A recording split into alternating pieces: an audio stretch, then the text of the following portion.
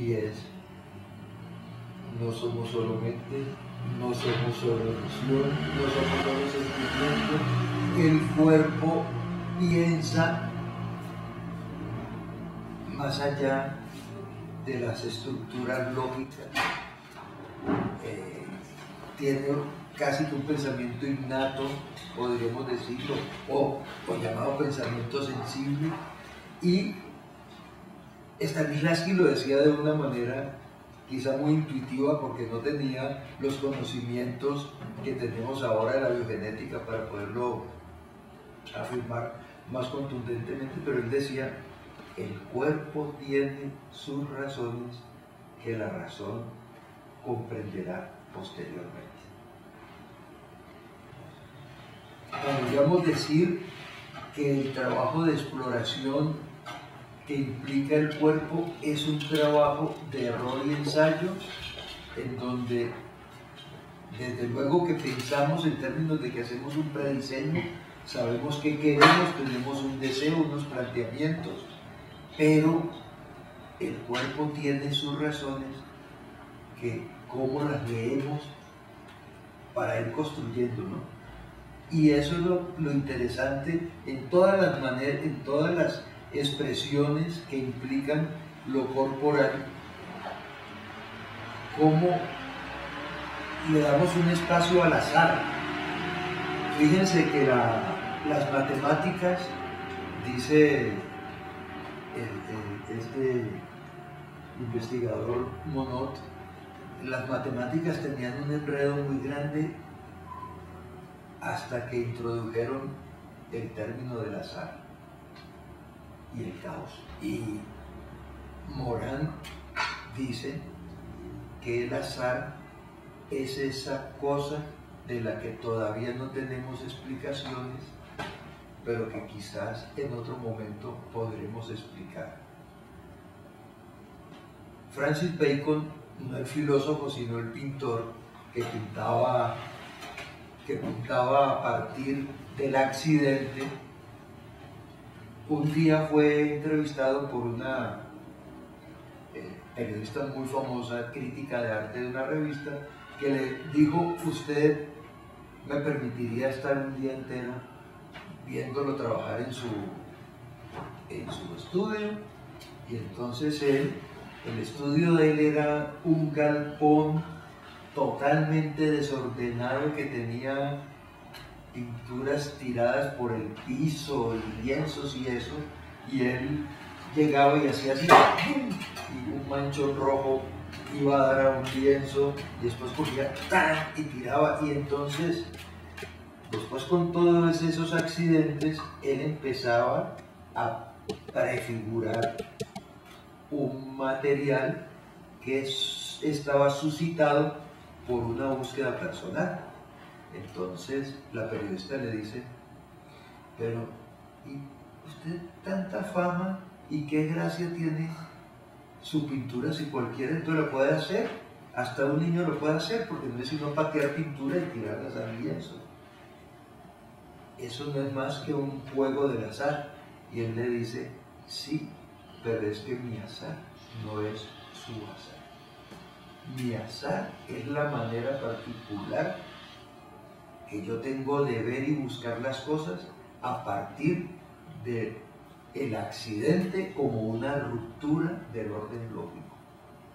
Y realmente todo el trabajo del arte es un trabajo de intentar romper el orden lógico de las cosas, porque el orden lógico es como una losa pesada que nos hace reaccionar siempre sobre unos valores, unas creencias, y no se trata de negarlas, porque viviríamos permanentemente conflictuados, pero sí se trata de fisurarlas. Hay un dramaturgo alemán que se llama Peter Hankel que dice: nuestro trabajo es meternos por los intersticios que nos deja el orden lógico para ver ciertas cosas que normalmente no veríamos nosotros, o no ven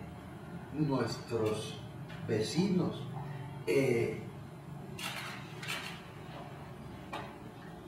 El señor Veronese, conocen el dramaturgo argentino, dice: nadie se comporta en el escenario como si estuviera en su casa. Bueno, ya se está haciendo teatro a domicilio, pero te llega la música a domicilio, la pintura, pero la gente tiene que desplazarse a un sitio, convencional o no convencional, para ver algo. Toda la educación lo que ha tratado es de instaurar unas lógicas generales de pensamiento, que es lo que él llama la territorialidad de la cultura viviente. Y la poiesis como la apertura de sensibilidades que nos afectan y nos hacen sentir ciertas posibilidades, ciertas fugas, sería la desterritorialización. Una experiencia de desterritorialización es cargar el territorio de otros potenciales, que es lo que Peter Hankel llama fugarnos por los intersticios, lo que Eco dice la porosidad del texto. Y lo que finalmente, cuando Bruch habla del espacio vacío, nos está proponiendo, y es este arte que nosotros hacemos se hace en el espacio escénico o finalmente donde sucede.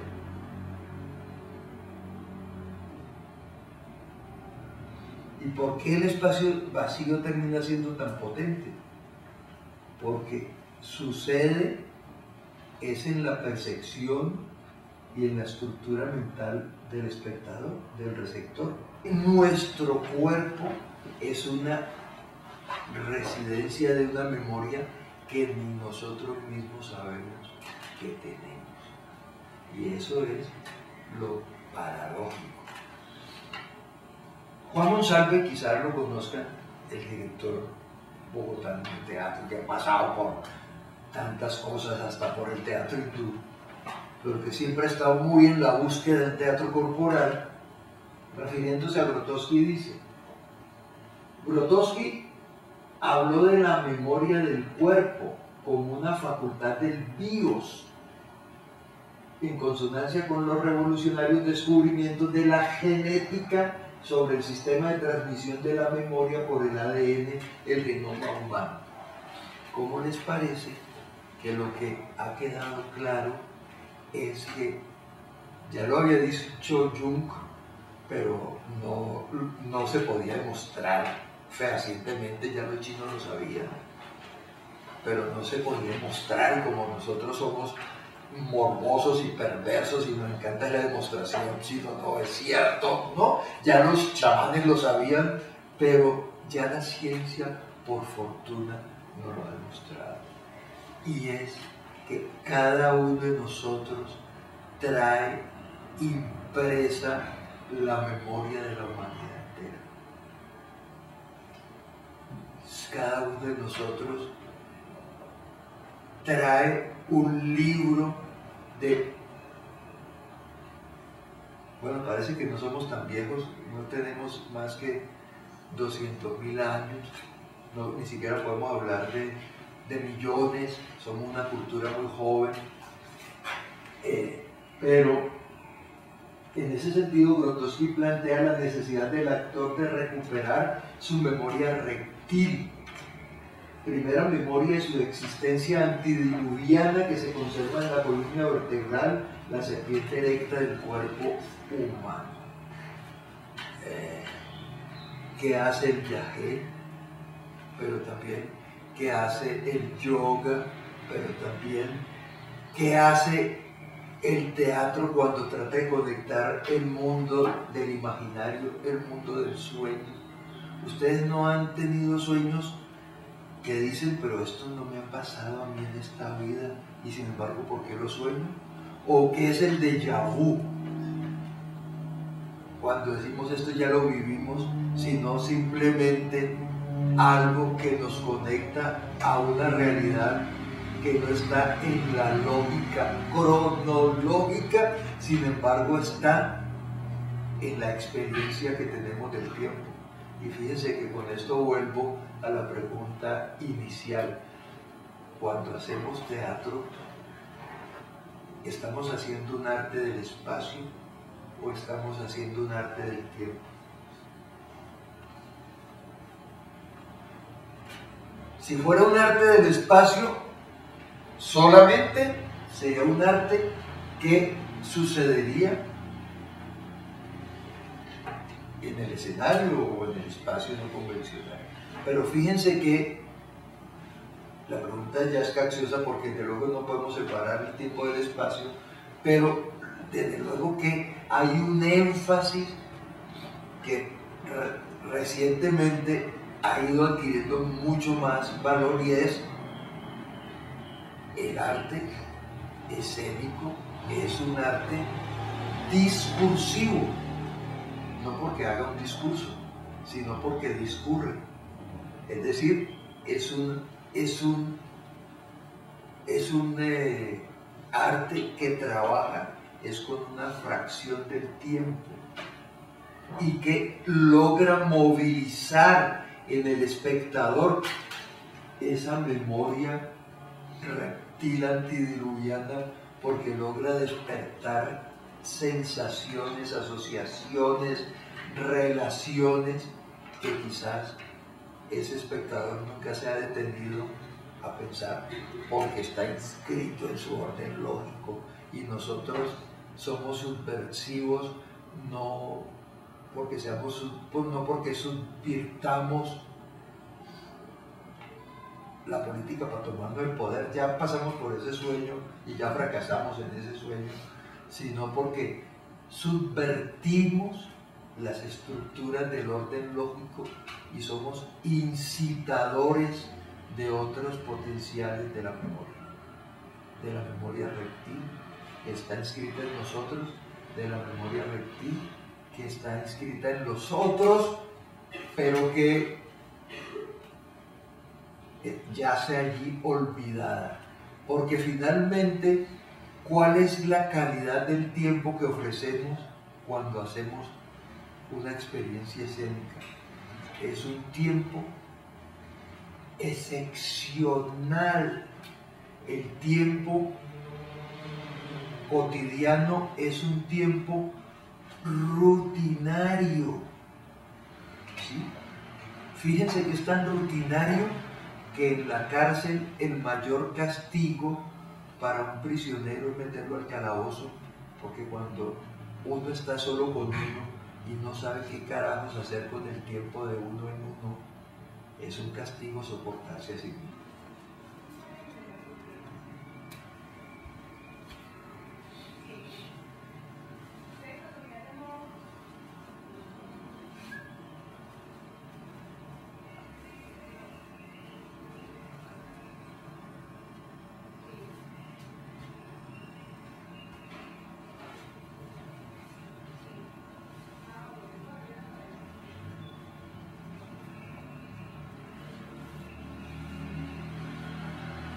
Lo más difícil es devolverse.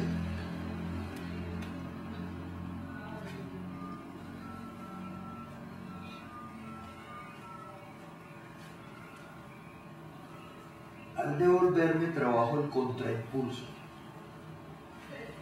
Pulso, contraimpulso. Pulso. Como diástole y sístole, como inhalación y exhalación.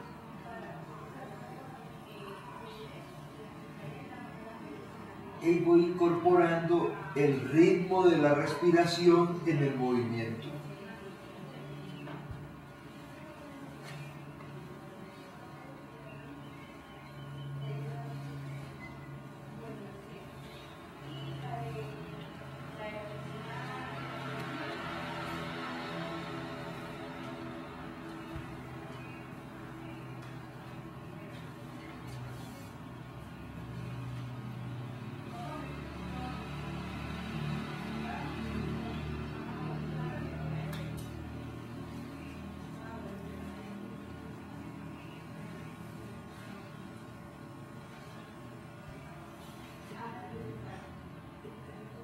lección de improvisación.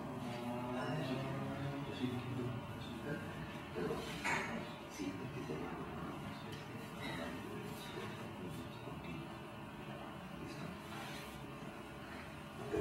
Ya, precisamente, ahí está la bien,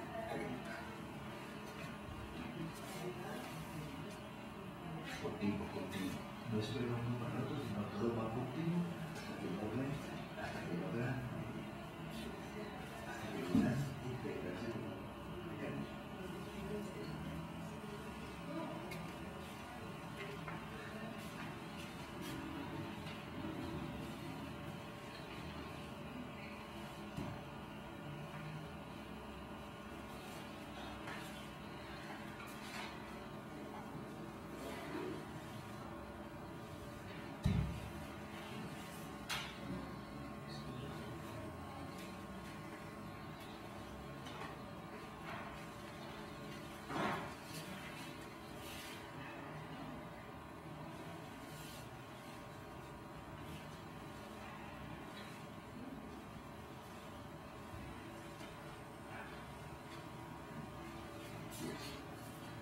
Ahora, vamos a ver uno y vamos a verlos a ellos y ustedes dos leen descriptivamente qué ven. No opinan nada, sino qué ven aquí, en esa maquinaria.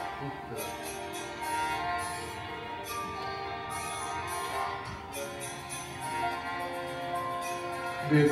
Y ahora lo único que va a pasar de más es que buscan mirarse en algún momento. Mirarse sin actuar ni nada, solo se mira.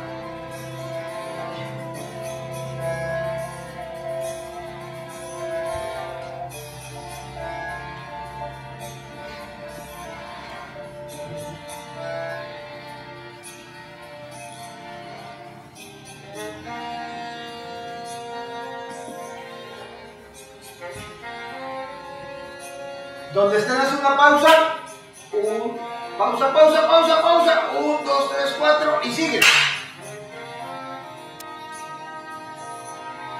Listo. Y en la pausa se mira. Por un árbol. Y Alicia caía. Trepé por un árbol. Y Alicia caía.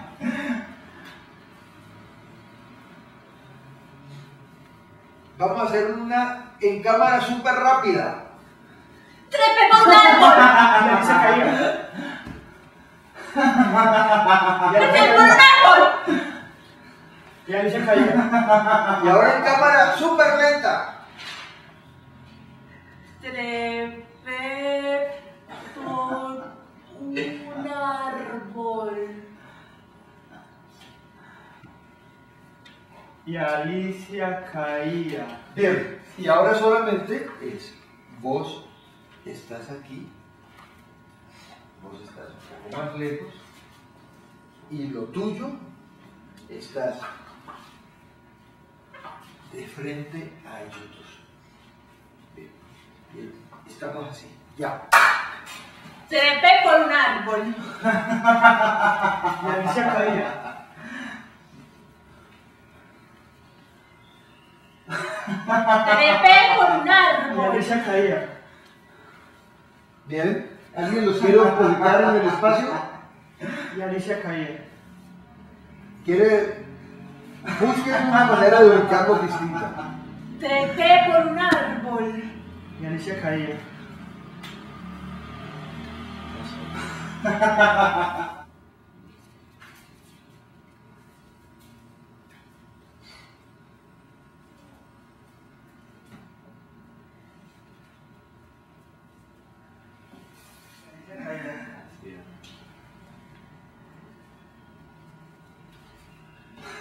Trepé por un árbol.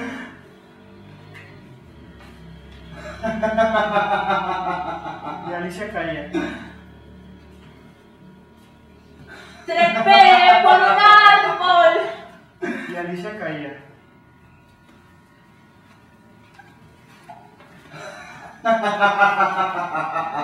Y Alicia caía. Trepé por un árbol.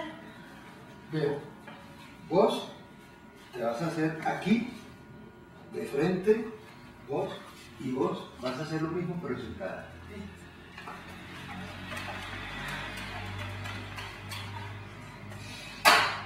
Trepé por un árbol. Y Alicia caía. Y Alicia Trepé caía. por un árbol.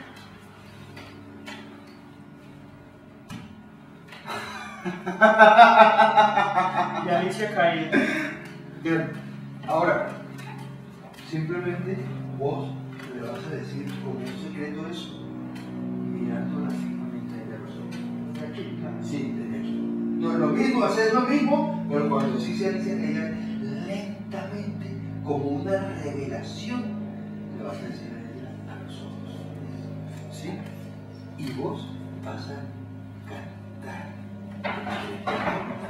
en exceso de euforia, solamente ese momento. ¿Sí? Y vos todo lo vas a hacer mirándole a ella siempre en la espalda, sin dejar de mirar en la espalda. Bien, va. Trepé por un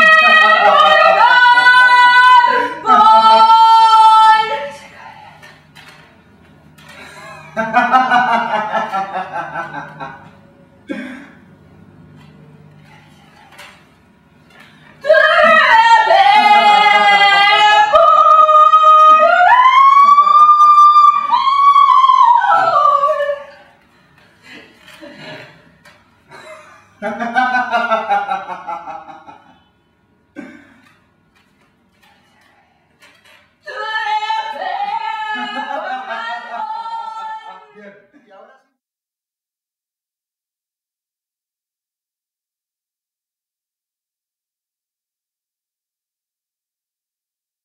sí. Finalmente, el papel del olfato no es activar solamente una sensación gustativa, sino básicamente es activar los pliegues del tiempo que permanecen dormidos en el cuerpo nuestro. El cuerpo como un mapa de nuestra historia, como un archivo que se activa de tal manera que siempre que se activa nos revive el pasado, pero no nos lo revive fidedignamente, sino nos lo revive como una reconstrucción del pasado de acuerdo a lo que vivimos en el presente. Por lo tanto, la memoria no nos importa porque le sea fiel al pasado, porque finalmente lo que pasó ya pasó. Y nunca se volverá a vivir, porque el único tiempo que realmente vivimos es el presente. Pero el juego del pasado y del presente como dijéramos un juego de coordenadas que se relacionan en Stanislavski, que estaba muy ligado con Pavlov y con todo el tema de los reflejos condicionados y todo esto, pues hablaba de la memoria emotiva, y hay tanto de la memoria emotiva, y reviva lo que vivió, y va, busque y sienta, pero finalmente es una pelea, porque es tratar de forzar algo a través de simular el recuerdo.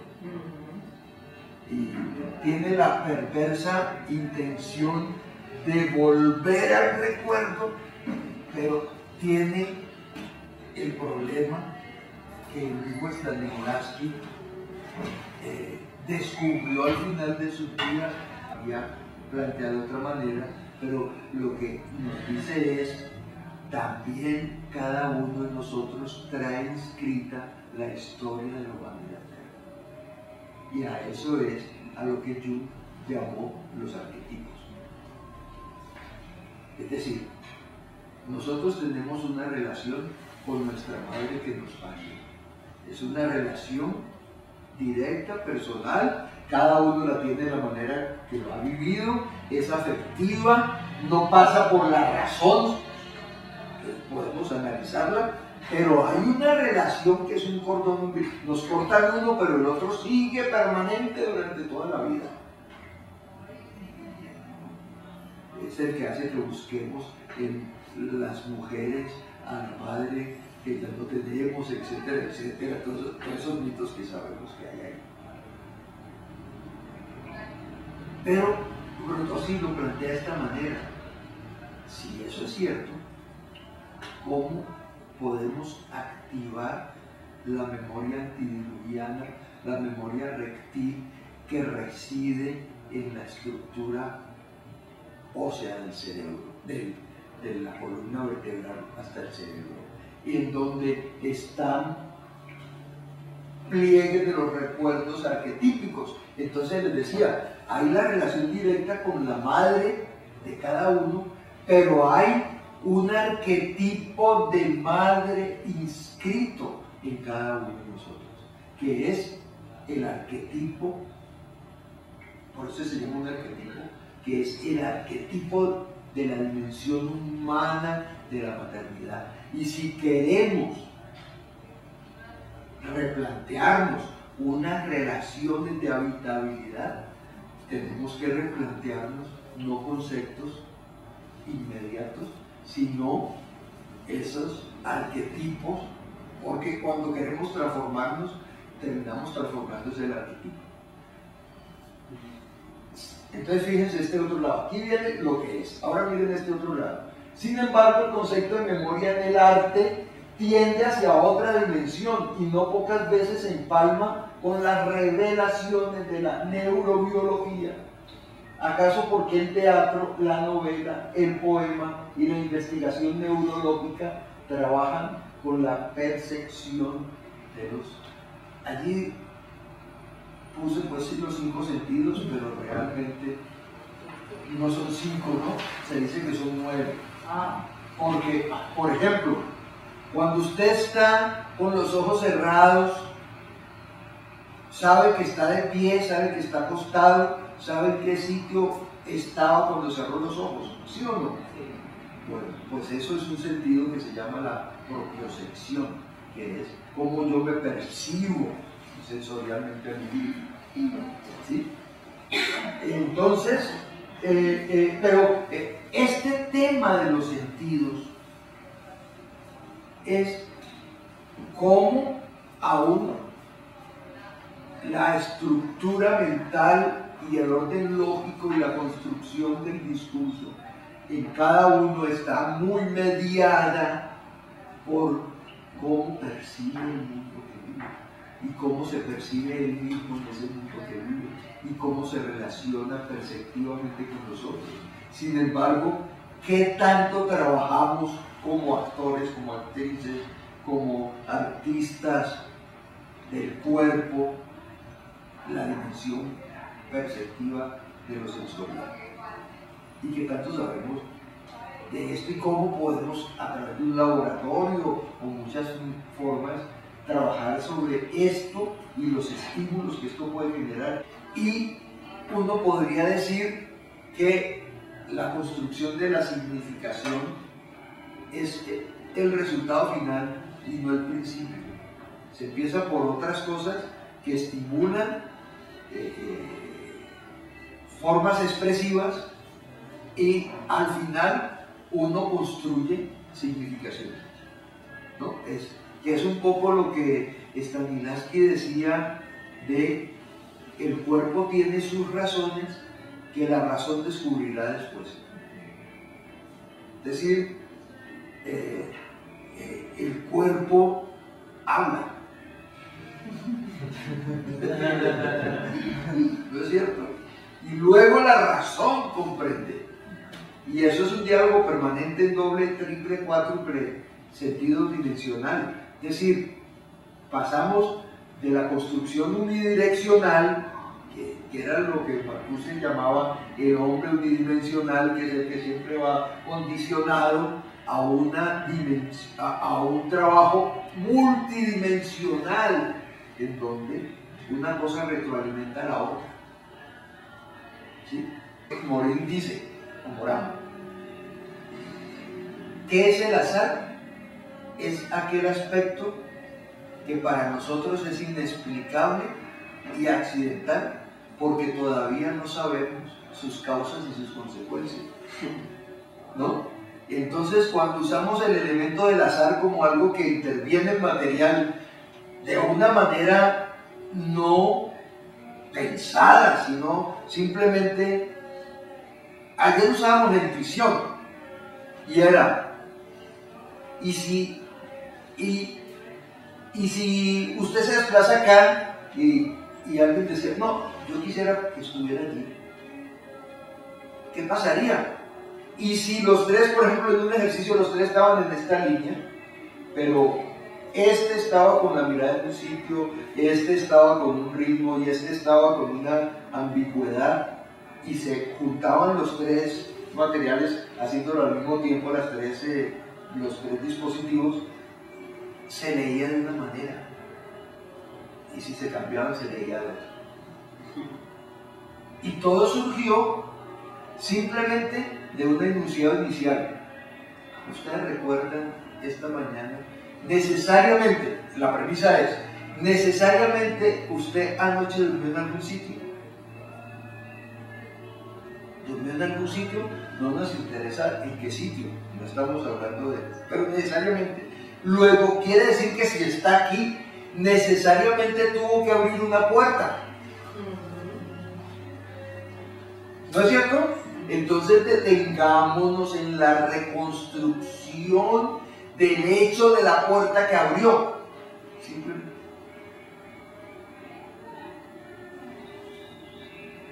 ¿Sí? ¿Y qué sucede cuando usted reconstruye ese momento? Y al reconstruirlo a través del impulso y la acción física, haciéndole preguntas, ese momento empieza a recuperar detalles por los que uno pasa por alto todos los días. ¿Sí? Bien.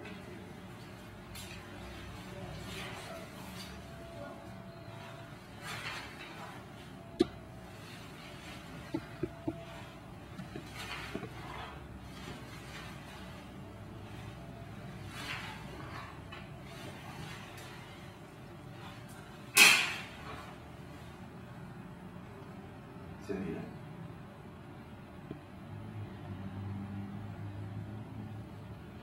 Y continúa la acción en cámara lenta sin dejar de mirarse.